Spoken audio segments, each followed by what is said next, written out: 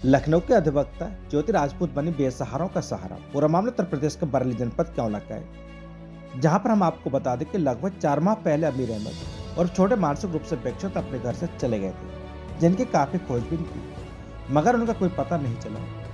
5 भाइयों में सबसे छोटे होने के कारण परिवार के लोग उसे छोटे कहते थे। एक भाई की बीमारी के कारण मौत हो गई थी। परिवार तो सदमे में था ही। इसी भी सबसे छोटा भाई अमीर अहमद और छोटे मानसिक रूप से विक्षिप्त स्थिति में घर से बाहर चला गया। उसका मानसिक चिकित्सालय में इलाज चल रहा था। एक दिन घर से बाहर निकल कर चला गया। खोजबीन के बाद कहीं पता नहीं चला। इसको अदालत कोतवाली में उसकी गुमशुदगी दर्ज कराई गई, जिससे उसका कहीं पता लग जाए। लगभग 4 माह बाद सोशल मीडिया ग्रुप में एक वीडियो लखनऊ से वायरल हुआ, जिसे अधिवक्ता ज्योति राजपूत ने बलरामपुर कैसरगंज राजकीय चिकित्सालय में भर्ती लावारिस वार्ड में बनाया और उसमें स्थान के साथ साथ मोबाइल नंबर भी डाला गया था। वह वीडियो किसी तरह परिवार के लोगों ने देखा तो खुशी के साथ राहत की सांस ली। वीडियो में मोबाइल नंबर पर बात करने पर पूरी जानकारी मिल गई।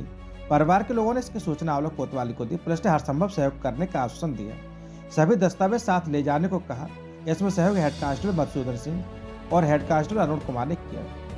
लखनऊ आने पर जब ज्योति राजपूत से बात की गई तो उन्होंने बताया कि वो अपने परिवार की जिम्मेदारी के साथ साथ लखनऊ बेंच में अधिवक्ता की जिम्मेदारी निभाने के बाद मानवीय कार्य करने के लिए अस्पताल वृद्ध आश्रम के लिए समय निकालकर बेसहारा एवं असहाय लोगों की सेवा कार्य में समय लगाती है। मेरा मकसद है कि किसी की परेशानी में सहयोग करना, क्योंकि मानव धर्म से बढ़कर कुछ भी नहीं है। इस मुहिम को मैं हमेशा आगे बढ़ाने के कार्य करने के लिए दृढ़ संकल्प हूँ।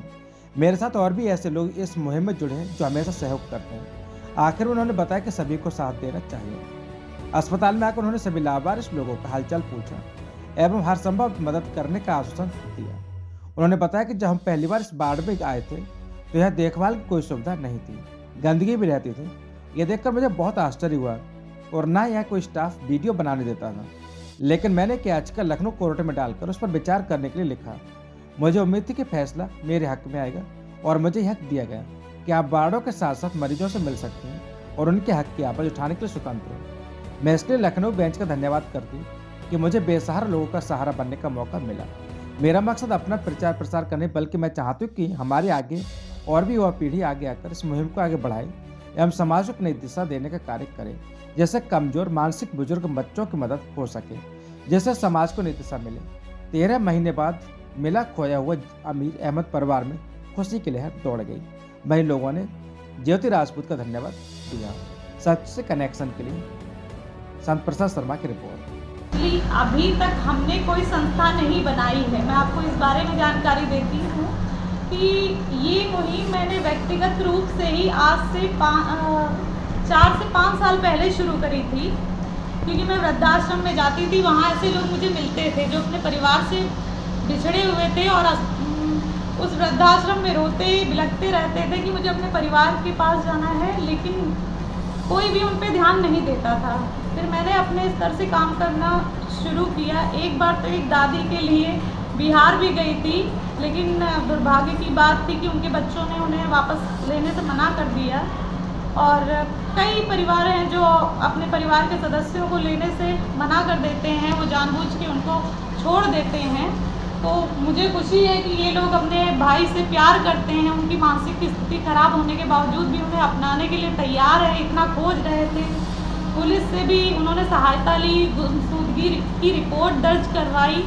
और ये मुहिम ये एक मुझे लगता है एज अ ह्यूमन बीइंग हर व्यक्ति में ये चीज़ होनी चाहिए। जैसे हम एक परिवार से संबंध रखते हैं, अगर हमारे परिवार का कोई सदस्य 1 घंटे के लिए भी लेट हो जाता है तो हमें कितना ज़्यादा दिक्कतें आती हैं और तरह तरह के ख्याल आते हैं। तो उसी तरह चाहिए कि अगर कोई व्यक्ति भटक रहा है, चाहे वो मेंटल हो, बुजुर्ग हो या कोई भी व्यक्ति जो अपने परिवार से बिछड़ा हुआ है, किसी अवस्था में पड़ा हुआ है, तो हमें चाहिए कि उसको एक अच्छी स्थिति में लाने की कोशिश करें। दूसरी बात है कि उसको उसके परिवार तक अगर वो कोई जानकारी दे रहा है तो उसके परिवार तक पहुंचाने का प्रयत्न करना चाहिए। हम लोग सोशल मीडिया का इस्तेमाल करते हैं, कई गपशप फ़ोन पे घंटों बतियाते हैं। क्यों ना हम ऐसे लोगों को मिलाने के लिए एक मुहिम चलाएं अपने अपने स्तर पे, तो ऐसे मिल जाए, ऐसे परिवार फिर से एक हो जाए, हमारा जीवन सार्थक हो जाएगा। अच्छा बेटा, आप अपना मोबाइल नंबर कुछ ऐसा बोल दें जिससे कि अगर कोई कहीं पर अगर हो तो वो आपसे संपर्क करके और वो आपसे मदद मांग सके, जिससे आप उनकी मदद कर सकें। बिल्कुल, मेरा नंबर ले लीजिए 6388390237। मैं आपकी मदद के लिए हमेशा रेडी हूँ।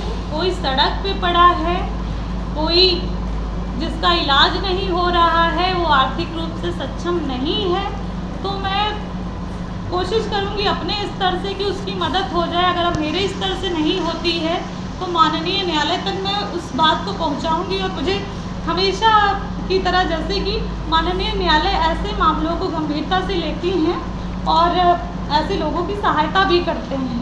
और इस वार्ड की आप इतनी अच्छी देख रहे हैं, तो माननीय उच्च न्यायालय का ही आदेश का परिणाम है कि यहाँ पे आप और हम लोग खड़े हो पा रहे हैं। अच्छा बेटा जी, मैं एडवोकेट हूँ और मैं लखनऊ हाई कोर्ट में प्रैक्टिस करती हूँ। और